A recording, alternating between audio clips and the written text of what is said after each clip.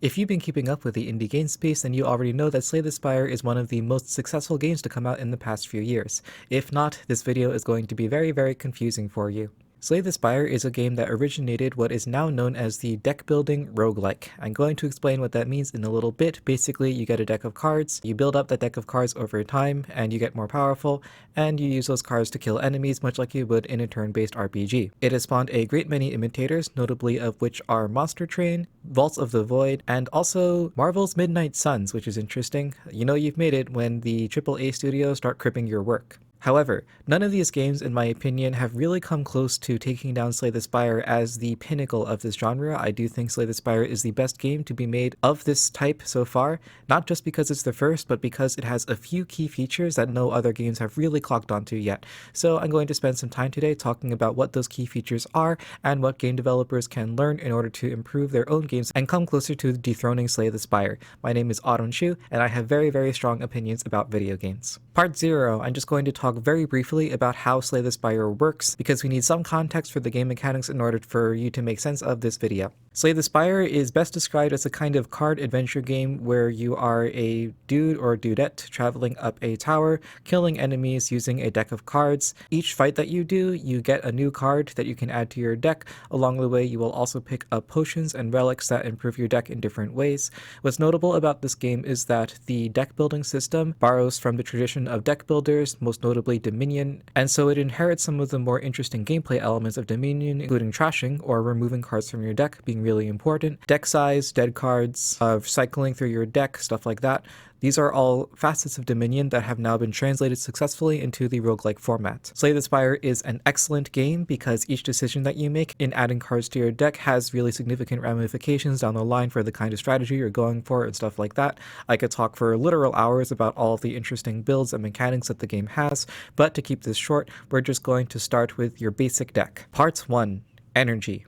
In Slay the Spire, you start each turn with 3 energy, and cards will generally cost 0 to 3 energy, with 1 energy being the most common. 1 energy per card is kind of your default for this game, and cards that cost 2 or 3 energy generally have more powerful effects that justify the higher energy expenditure. You also, on your turn, always draw 5 cards. Because you draw 5 cards, by design, you already are faced with this really interesting dilemma on your turn. You have 3 energy and 5 cards, which will generally speaking cost 1 energy, so you have to pick 3 of the 5 cards to play on your turn. There's a kind of inherent frustration, I think, to discarding the cards at the end of your turn that you weren't able to play, and knowing that if only you had more energy, or if you did not have to play these other cards, then you would have the resources to play out the rest of your hand and get more value. From the very first turn that you play in Slay the Spire, you already have this dilemma of, if only I had more energy, I would be able to do more stuff. So for example, when you see a card that costs 0 energy, like Anger, then you think to yourself, oh, that's actually really cool, I get extra attacks I can play on my turn. But Anger comes with both an upside and a downside in the sense that it clogs up your deck with more Angers, which can be good because you get more 0 energy attacks to play, but it can also be bad because if you draw nothing but Angers on your turn, then you have no block, and then you're going to lose a lot of health. So there's always that trade-off in Slay the Spire.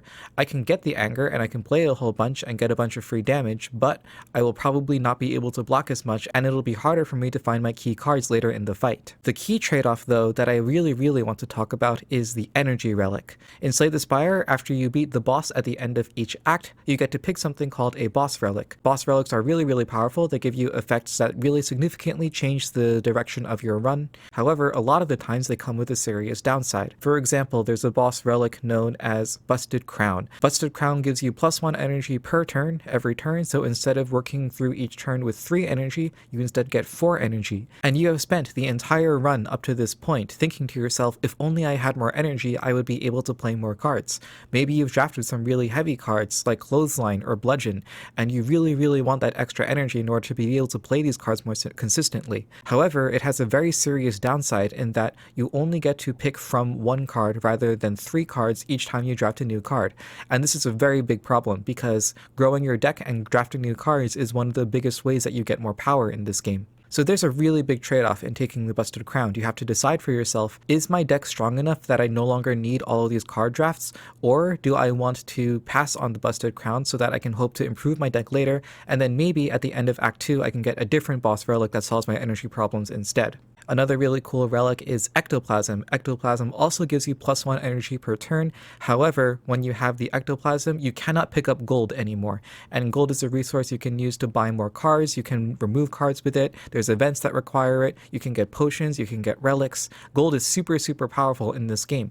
And so if you take ectoplasm, you're passing up potentially a lot of value in the form of these extra cards and relics and stuff like that. And so you have to make that trade-off. Does my deck really, really need this extra energy? And can I afford to no longer use gold in this run? Same thing with Sozu's Comet, same thing with the Cursed Key, same thing with a whole bunch of different boss relics. If you want that +1 energy, you need to make some kind of significant trade-off. You have to give something up for it, and that's what makes Slay the Spire such a cool game. It makes you give up something in order to get something else. This aspect of the game appears all over the place. The risk-reward aspect is, I think, really the central theme of Slay the Spire, and something that other games really haven't had the chance to explore as much. Now we are in part 2, risk versus reward. Another classic example of this is the resting place or campfire. At the campfire, you can choose between one of two options. You can either rest to restore your health, or you can smith in order to upgrade a card.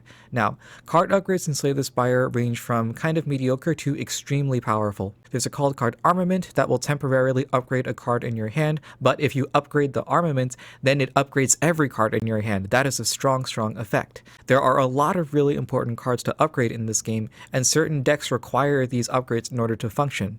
However, each time you upgrade a card, you're passing up on the chance to get more health. And of course, if you run out of health, then you die. Healing is kind of hard to get in Slay the Spire. I wouldn't say it's extremely difficult, but it tends to be unreliable. There's a few different cards and potions that get you more health, but in general, taking damage really hurts in this game. It's hard to recover a lot of health at once if you don't specifically build for it and if you get unlucky with your drafts. And so the campfire represents one of the few reliable ways that you can always get your health back no matter what. And so you're always making that trade-off. Do I want to trade some health in order to get an upgrade, or do I need to rest now so that I don't die in the next few fights and then I can make it to the boss fight at the end of the act? So the health balance in this game is really interesting. It's not just a matter of keeping your health as high as possible, it's a matter of using your health as efficiently as possible to get the most value out of your run as possible. This manifests in campfires, and it also manifests in a really distinct way with elite fights.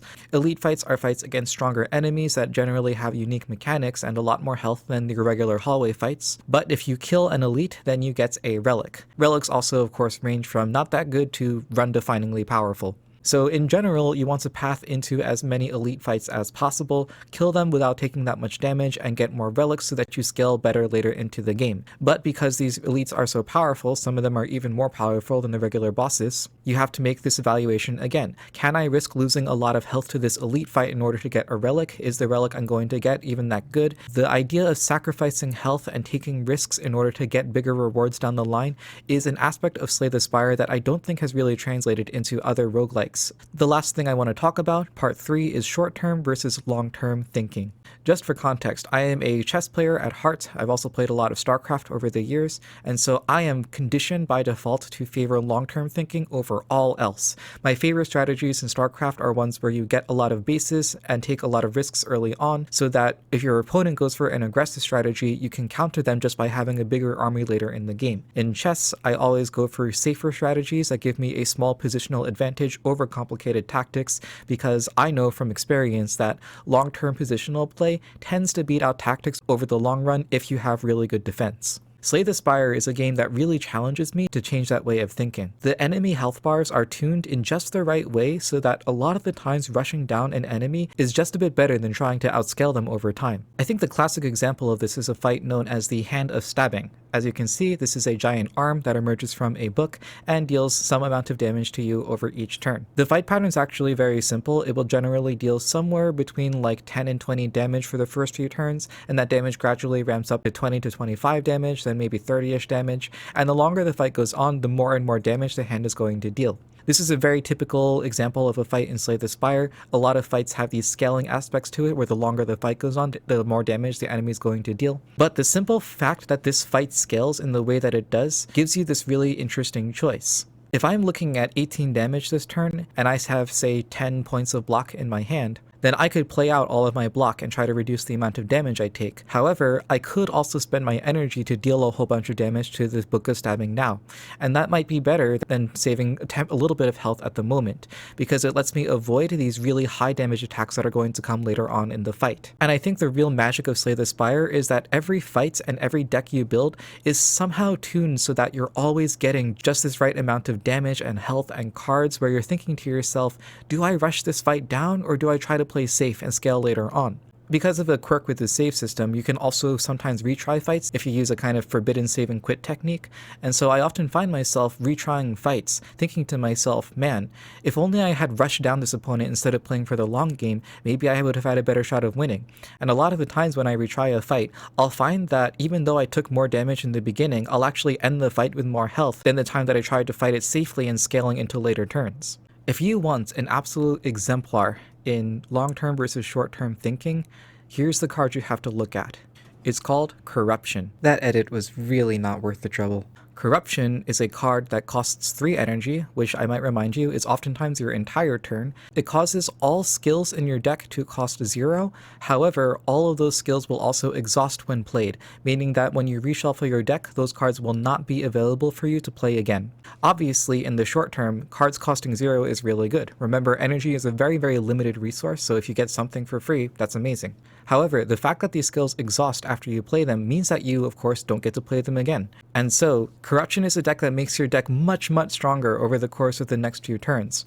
However, after you reach a point where you're out of skills, your deck drops off of a cliff, and there's just nothing left for you to block with, and so you're probably going to take a lot of damage if the fight continues. But the thing about Slay the Spire is that because so many fights are designed around being rushed down, sometimes you don't even fall off that cliff. It turns out that you didn't need those skills anyway, because the value that you got out of Corruption means that you're able to now deal enough damage to rush down the fight before you take a whole bunch of damage. When I first started playing Slay the Spire, I hated Corruption. I would never take this card, because I instantly knew that this was a really bad long-term investment. Once you run out of skills in your deck, you're donezo. You've got nothing left to defend yourself with. But through reading the subreddit and experimenting with the card, I discovered that Corruption's actually one of the strongest cards in the game. Not just because of the cool synergies it has with certain relics like the Dead Branch, or its synergies with certain other powers like Dark Embrace, but on its own, it really highlights what makes a Slay the Spire player either really good or just mediocre. It's your ability to evaluate the short-term versus long-term consequences of any play that you can make in the game, and deciding for yourself moment to moment, okay, do I keep playing for the long term here, or do I turn the corner, go all out aggro, and just try to finish this fight as quickly as possible? I can't see into the minds of the Slay the Spire developers, but I'm like 90% sure that they have a really deep understanding of all of these mechanics, because it just keeps coming up over and over again. Every aspect of this game kind of draws from these 3 elements in one way or another, and it's so beautiful to see it in action. I have played, God, that many hours of Slay the Spire, and I just keep coming back to it over and over again.